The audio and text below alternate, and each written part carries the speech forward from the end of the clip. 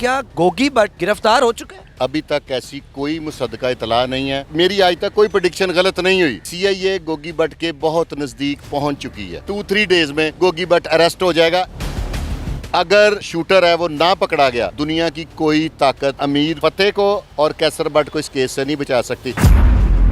इस वक्त पुलिस के पास और कोई काम नहीं है। शूटर्स को खत्म करना इस वक्त डीआईजी सीआईए की सबसे पहली तरजीह है। बिस्मिल्लाहिर्रहमानिर्रहीम। पाकिस्तान समेत दुनिया भर में देखने और सुनने वालों को अस्सलाम वालेकुम। मेरा नाम ज़ैन इम्तियाज़ है और आप देख रहे हैं डेली पॉइंट। नाज़रीन, सोशल मीडिया पर एक खबर गर्दिश कर रही है कि तीफी भट्ट के मामूजाद भाई गोगी भट्ट को पुलिस की जानिब से जो है वो गिरफ्तार कर लिया गया है, लेकिन पुलिस ज़रा अभी तक जो है वो कंफर्म नहीं कर रहे। मेरे साथ इस वक्त मौजूद हैं सैयद फुरकान शाह, क्राइम एनालिस्ट हैं और साथ ही साथ समनाबाद में कार मोटर्स एसोसिएशन के जनरल सेक्रेटरी हैं। इनसे बात करते हैं, क्राइम पर बहुत गहरी नज़र भी रखते हैं। शाह जी अस्सलाम वालेकुम। वालेकुम सलाम। शाह जी, सबसे पहले तो ये बताइएगा, क्या गोगी भट्ट गिरफ्तार हो चुके हैं? अभी तक ऐसी कोई मुसद्दका इतला नहीं है। नहीं तो कोई मेरे साथ बेशक शर्त लगा ले, जिस तरह की मर्जी। अगर अरेस्ट होगा तो मैं जुर्माना दूंगा। ये सिर्फ जो है ना, ये आपके माजरत के साथ यूट्यूबर्स भाई, ये इस तरह की खबरें, कभी तीफी भट्ट का बयान आ रहा है, कभी कैसर भट्ट बयान दे रहा है और दोनों तलख जुमलों का तबादला कर रहे हैं। और इस यूट्यूबर्स की वजह से ये कत्लेआम हो जाएगा और खून की होली खेली जाएगी। ये मैं आपको एक प्रेडिक्शन दे रहा हूँ। और एक बात मैं आपको और बता दूं कि सीआईए गोगी भट्ट के बहुत नज़दीक पहुँच चुकी है। CIA model town? CIA model town के तो जो डीएसपी साहब है ना, जिनका कह रहे हैं कि वो उसको अरेस्ट करके ले आए हैं, वो तो इस वक्त अमेरिका में। अभी तक इस टाइम तक वो अपने उन्होंने चार्ज ही वापस आके नहीं लिया। सीआईए डिफेंस इस वक्त उनके बिल्कुल नजदीक पहुंच चुकी है, गोगी भट्ट के। और अनकरीब आप मेरी आज तक कोई प्रेडिक्शन गलत नहीं हुई। अब ये प्रेडिक्शन मैं दे रहा हूं कि विद इन 10 डेज में, मैक्सिमम बता रहा हूं, लेकिन 2-3 डेज में गोगी भट्ट अरेस्ट हो जाएगा। एक और बात आपको बता रहा हूं, कैसर भट्ट, अमीर फतेह, ये भी इसी 8-10 दिनों में पेश हो रहे हैं। लेकिन जो सारी दुनिया कह रही है कि असल शूटर पकड़ा गया, वो भी झूठ है। असल शूटर तक पहुंच गए हैं। मैंने अभी तक यही क्लियर कर रहा हूं कि शूटर तक पुलिस पहुंच चुकी है, अरेस्ट नहीं हुआ स्टिल नाउ।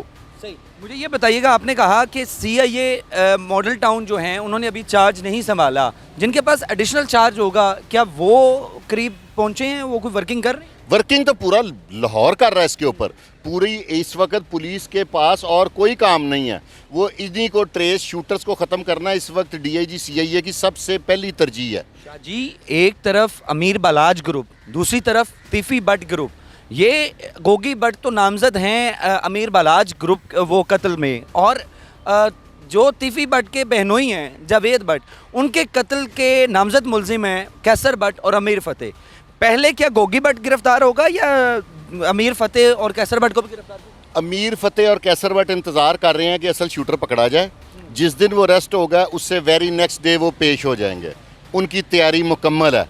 और गोगी भट्ट जौन सा है, पहले उसने, अगर ये कत्ल शतल ना होते, दोबारा एहसन शाह वाला वाक़या ना होता, तो शायद वो भी अपने आप को पेश कर देता। क्योंकि इस वक्त एक अजीब सी घमसान की जंग लगी हुई है। हर बंदा एक दूसरे को, दोनों ग्रुप तबाह करने चले हैं। आप चूँकि इन तमाम ग्रुपों को भी बहुत बेहतर तरीके से जानते हैं, क्राइम पर भी गहरी नज़र रखते हैं, क्या लगता था कि अमीर बलाज के कत्ल से पहले तीफी भट्ट ग्रुप और अमीर बलाज ग्रुप के दरमियान सुलह मुमकिन थी अगर एहसन शाह करैक्टर ना होता?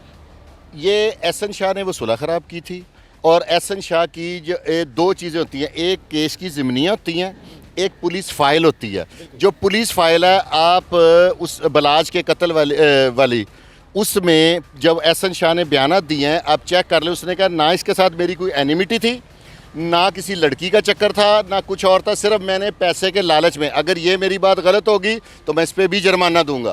सिर्फ पैसे के लालच? सिर्फ पैसे के लालच। उसमें काज ऑफ एनिमिटी लिखते हैं ना, वजह अनाज जो एक लफ्ज़ है ना, वो लिखना पड़ता है कि इसने इसको कत्ल किया, इसमें काज ऑफ एनिमिटी किया थी।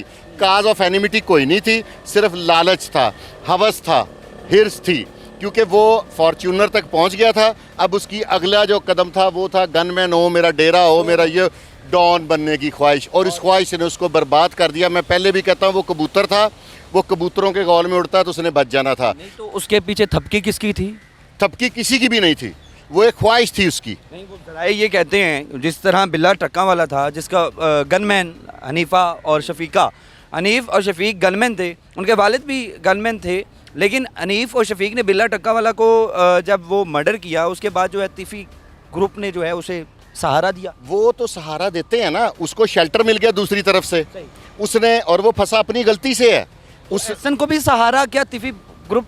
वो तो सारी चीज़ें आप मिसल पढ़ लें, पुलिस की जो तफ्तीश है ना ज़िमनी चेंज हो सकती है ना पुलिस फाइल चेंज हो सकती है। वो तो नामुकम्मल चलान जौन सा वो जमा हो गया, सेंड टू कोर्ट हो गया, वहाँ से तो अब चेंजिंग हो ही नहीं सकती। आपने बताया कि जावेद भट्ट के जो शूटर्स हैं वो बिल्कुल पकड़े जा चुके हैं या करीब हैं पुलिस? उनके तमाम रिश्तेदारों तक, उनका जो नादरा का डाटा है वो भी पुलिस के पास है, उसकी फुफ्फो कौन है, उसका भांजा कौन है, उसके मामू कौन है, हर चीज़ पुलिस के पास है। रिक्शे वाला लैदा पकड़ा गया है, 3 बाइकें पकड़ी गई हैं, सारा डाटा पुलिस ने एक एक, अब टेक्नोलॉजी का दौर है, पुलिस डंडों की बजाय ना टेक्नोलॉजी पे ज़्यादा इंहिसार करती है, तो टेक्नोलॉजी से ही सारे। आप ये मुझे बताएं, आज से पहले जितने हीनियस क्राइम्स हुए हैं कोई एक ऐसा बता सकते हैं जो ट्रेस ना हुआ हो? माँ सवाए नगीना खानम के कत्ल के और जो कृष्ण नगर के 13 कत्ल हुए हैं वो आज तक नहीं ट्रेस हुए।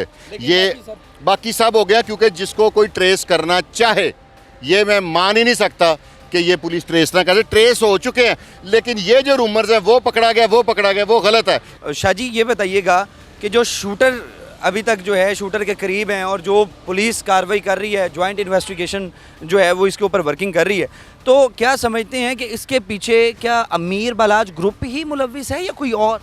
अभी तक जो मेरी नाकस राय है ना, ये गलत भी हो सकती है, इसमें कोई पर्सनल रिवेंज है। उसके रीज़न ये है कि जो शूटर है ना वो बुज़ुर्ग शूटर है, ठीक है, he is near about 65 years 70 years old. इस एज में मुझे नहीं उम्मीद कि किसी ने पैसे लेके शूटिंग की है, ये पर्सनल ग्रज है। ये कल को अगर निकल आएगी तो मुझे लगता है, मेरे अल्लाह पे मुझे पूरा यकीन है कि मेरी यही प्रेडिक्शन सही साबित होगी जो आपके चैनल की वसातत से मैं दे रहा हूँ कि ये पर्सनल ग्रज है। क्योंकि मकतूल, अल्लाह ताला, मैं तो उसे शहीद कहूँगा, देखे ना वो बेचारा अपने बच्चों के साथ जा रहा था, वो कोई एनिमिटी वाला थोड़ी था कि गनमैन होते। अगर शारा आम पे उसके साथ भी गार्ड्स होते, क्रॉस फायरिंग होती तो 8-10 लोग राहगीर मर जाने थे, और उनके मरने का कोई, जिसे पंजाबी में कहता है, एक मुल्ल नहीं पड़ना था। यही FIR होनी थी और उसमें लिखा जाना था 7 इतने बंदे और मर गए, और पैरवी भी नहीं कर सकते। नहीं, अब जब मदई इन पार्टियों में से किसी ने होना था तो उनके कत्ल की क्या कीमत पड़नी थी। और इस केस में एक मैं आपकी और इस्लाह कर दूं, आप मुझसे ज़्यादा ज़ीरक नज़र रखते हैं, समझदार हैं। इस केस में ज़ख्मी शहादती है। ज़ख्मी शहादती का मतलब है कि उसकी वो presence of the place of occurrence prove होती है, और अदालत ज़ख्मी शहादती की हर बात को मानेगी। अगर वो जो शूटर है वो ना पकड़ा गया तो दुनिया की कोई ताकत ये अमीर फतेह को और कैसर भट्ट को इस केस से नहीं बचा सकती। सारे गवाह मुकर जाएं। आप देखें, आपने कहा है कि जो ज़ख्मी जो है वो उसकी शहादत मानी जाएगी, लेकिन जो मकतूल जावेद भट्ट है उनकी मिसेस ने ये कहा कि मैंने 2 मोटरसाइकिलों पे, एक पे देखा है कि कैसर भट्ट मौजूद है FIR के मुताबिक, दूसरे पे देखा है कि अमीर फतेह मौजूद है। लेकिन अमीर फतेह के मुताबिक ये बयान दिया गया कि मैं तो उस वक्त घर में था। अगर वहाँ पर उनकी मौजूदगी नहीं होती और जो ज़ख्मी शहादत देता है कि मैंने देखा है, लेकिन वहाँ पर उनकी अवेलेबिलिटी नहीं होती, प्रेजेंस शो नहीं होती, पुलिस तहकीकात करती है, तो फिर केस कहाँ जाएगा? भाईजान, अब क्रिमिनल जॉन से ना बड़े समझदार हैं, हमारे पास एक ही प्रूफ बनता है कि जी मेरी CDR चेक कर लें।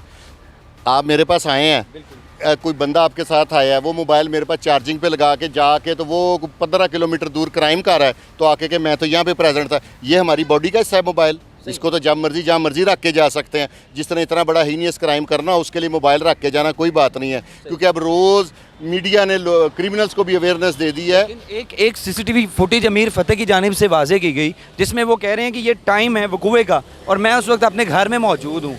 वो CCTV फुटेज को कैसे डिनाई करें? मेरे घर में CCTV कैमराज लगे हैं, मेरे ऑफिस में कैमराज लगे हैं, यहाँ पे जैसी मर्जी मैं वीडियो पहले की बना के 3 at the time of occurrence से आधा घंटा पहले की बना के दे दूँ। ये नहीं भाईजान, कोर्ट इनमें से किसी बात को एग्री नहीं करेगी। कोर्ट ज़ख्मी शहादती, क्योंकि उसकी जो प्रेजेंस है वो प्रूव हो रही है। जब एक बंदे की प्रेजेंस प्रूव होगी, कोर्ट को यकीन है कि ये मौके पे था और वो जो कहेगा वही सच है। अब केस कहाँ जाएगा? मीर बलाज कत्ल केस में नामजद मुलजिम गोगी भट्ट और तीफी भट्ट, जावेद भट्ट के कत्ल में मुलविस नामजद मुलजिम जो हैं वो कैसर भट्ट और अमीर फतेह। भाईजान उसका जो है ना ब्रदर, आप मेरी बात सुने, उसमें ज़ख्मी शाती कोई नहीं है। उसमें एक एविडेंस था बड़ा ज़बरदस्त एहसन शाह, वो तो है नहीं। तो कौन सा एविडेंस है उस पर? कौन प्रूव करेगा इसको? ज़ख्मी शाती को है तो मुझे बताएं। इसमें ज़ख्मी शाती है, आप केसेस की हिस्ट्री पढ़ लें। आज तक जिस केस में ज़ख्मी शाती हुआ है उसमें से जिस पे मौत वाक़या पड़ती है और ये FIR दी है इन्होंने खुली हुई, इस FIR के अंदर उन्होंने नामजद नहीं किया, मौत वाक़या किसी पे नहीं डाली कि अल्लाह के FIR इस तरह लिखी जाती है कि इसने फायर मारा जो मेरी वालदा को यहाँ पे लगा, दूसरा फायर फलाने ने किया जो मेरे वालिद के सीने में लगा, चौथा फायर जो कुआ बनाया। एक इसमें उन्होंने खुली FIR दी है, जिसको चाहेंगे उस पर मौत वाक़या डल जाएगी। ये भी आपने नोट करना है, नहीं तो आप जिस मर्जी सीनियर लॉयर से ये कंफर्म कर लें, ये ओपन FIR है जिस पे मर्जी मौत वाक़या पड़ सकती क्या है। लगता है कैसर भट्ट और अमीर फतेह वो कहाँ तक इस केस में उनके ऊपर कार्रवाई की जाएगी? मेरी अमीर फतेह के साथ बीइंग ए किड हमदर्दियाँ, और मैं दुआ करता हूँ कि अल्लाह ताला उससे ऐसा जुर्म ना हुआ हो।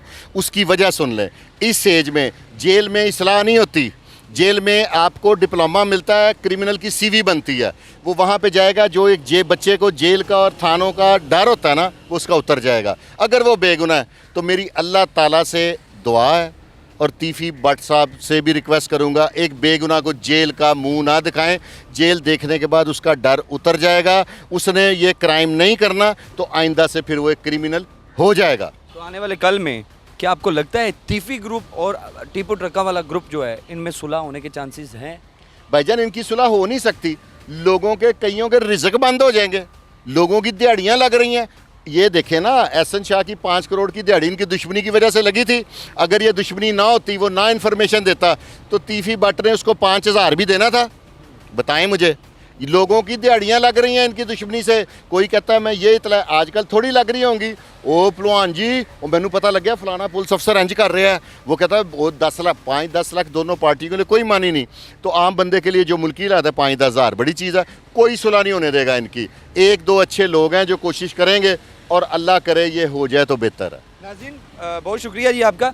नाज़रीन यकीनी बात है अमन का पैगाम देना बहुत ज़रूरी है इस वक्त जो है, जिस तरह दोनों ग्रुपों की जानिब से जो है वो दुश्मनी को बढ़ावा दिया जा रहा है या बयानबाजी दी जा रही है, लेकिन वहीं पर जो है जितने भी मोहसिन हैं दोनों ग्रुपों के, उनको चाहिए कि इन दोनों ग्रुपों में जो है किसी तरह सुलह हो जाए ताकि जो है ये अमन का पैगाम जो है वो बर्पा हो। और दूसरे नंबर पे जितने भी जो मुल्क पाकिस्तान और खुसूसन लाहौर का अमन तबाह करने के हवाले से जो ग्रुप्स गर्दिश कर रहे हैं उनको भी, उन अनासिर को भी जो है कैफरे किरदार तक पहुँचाया जाए। सारी गुफ्तगू आपने मुलाहिज़ा की। आपसे दोबारा मुलाकात होगी अगली वीडियो में, अल्लाह ने के बाद।